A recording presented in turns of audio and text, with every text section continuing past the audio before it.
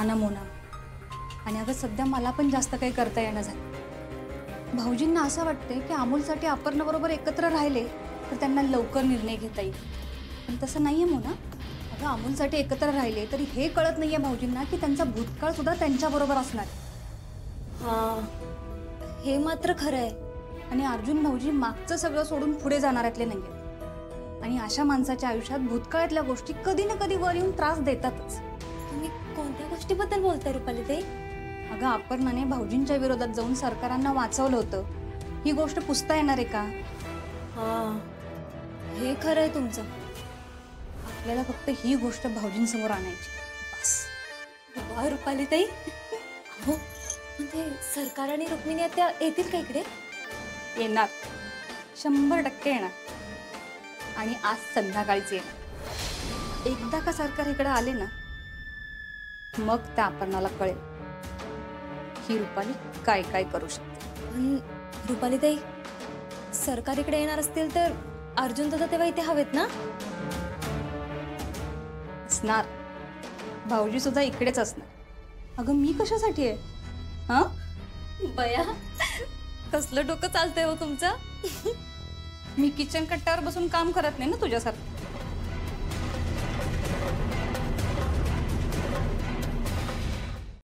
बापू, पूर्वीना पाऊस शिवाराचं सोनं करायचं, पण माणसाने निसर्गाबरोबर छेडछाड केली आणि आता पाऊस नासधूस करतोय बघा सगळीकडे. अहो विनायकराव, निसर्गच आहे तो. पण तुम्हाला खरं सांगू का, पेपरातल्या बातम्या वाचल्या ना की लय वाईट वाटतं बघा आता. बापू, शेताला पाऊस पडणं गरजेचं असतो ना? अरे गरजेचा असतो बाळा, पण त्याला वेळ काळ असते की नाही. म्हणजे? अरे म्हणजे पावसानंतर ऊन पण लागतं ना. नुसत्या पावसानं कसं चालेल? हा बरोबर आहे तुमचा आजोबा. हा, यालाच निसर्ग चक्र म्हणतात.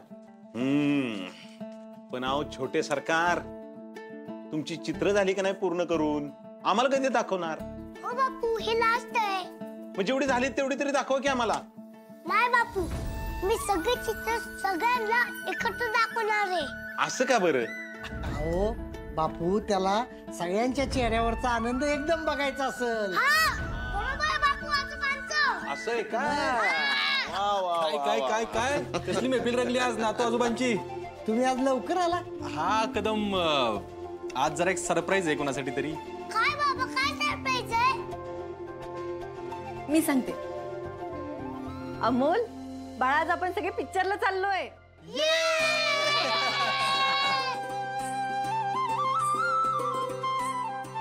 बाबा, खरंच आपण जाणार आहे? अरे मग तू एखादी गोष्ट मागितली ना आम्ही ती करणार नाही असं होईल का? अर्जुन, आपल्या आरती ठीक आहे, पण विनायकरावांना दवाखान्यात घेऊन जायचं होतं, त्याचं काय? हो माहितीये ते, पण आपण बाबांना दवाखान्यात घेऊन जाऊ आणि मग पुढे पिक्चरला जाऊया. हा, अगं आपे, आम्ही पिक्चरला कशाला? आता आजोबा चला ना प्लीज, आपल्याला खूप मजा येईल. बाबा आता नाही म्हणून दाखव बरं. आता कसं नाही म्हणायचं? पण बाबा, आपण कधी जायचं? कधी म्हणजे आता लगेच निघायचं, आम्ही पटकन आवरून येतो. मामनजी बरोबर बोलतायत. त्यांना इकडे बोलवायच्या आधी कुणाला तरी विचारात घ्यायचं ना. रुपाली ताई, अहो आत्ता आलेत ते, आता त्यांना हे सगळं विचारणं योग्य दिसतं का? काय झालं आजोबा? काकी, तुम्ही इतकं का चिडताय? काकी, अगं काय म्हणतेस तू असं? अमोल बाळा, नाही बाबा, मी कधीच सावंतला एकत्र बघितलं नाही. मग सगळे काय एकत्र नाही राहू शकत? अमोल तू थांब जरा, मी तुला सांगेन नंतर. नाही मा, नक्की काय झालंय? काय एकत्र नाहीये दोन्ही आजोबा? मा, प्लीज सांग ना ग.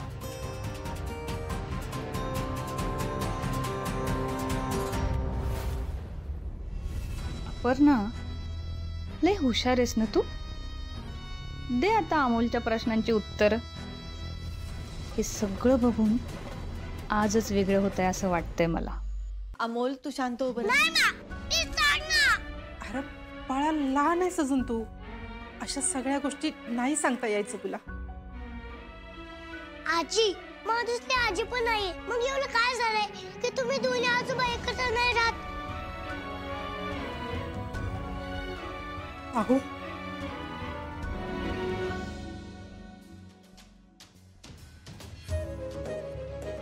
अमोल बाळा, अरे काही वर्ष आधी माझ्या हातून एक लय मोठी चूक झाली होती आणि म्हणून तुझा पिने आजोबा आणि बाबा मला माफ करू शकत नाहीत आणि म्हणून आपण एकत्र राहू शकत नाही. मग मी सांगतो ना बाबा आणि आजोबांना माफ करायला. अमोल थांब जरा तू. बाबा आजोबा, आपण सरकार आजोबांना आणि आजीला माफ नाही का करू शकत? प्लीज ना बाबा, आपण आनंदाने एकत्र राहू. अमोल, अरे यांना माफ नाही करता येणार. पण का आजोबा? अरे चूक केली ना तर माफ करता येते, पण ह्यांनी पाप केलंय, पाप.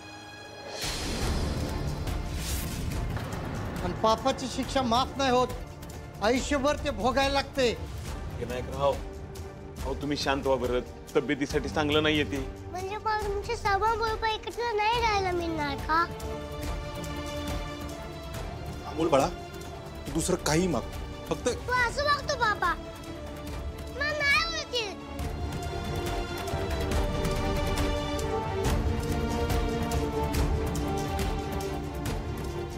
विनया, हे बघ, मला माहितीये माझी चूक झाली आहे.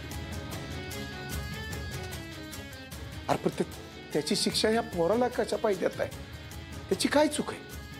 हे बघ,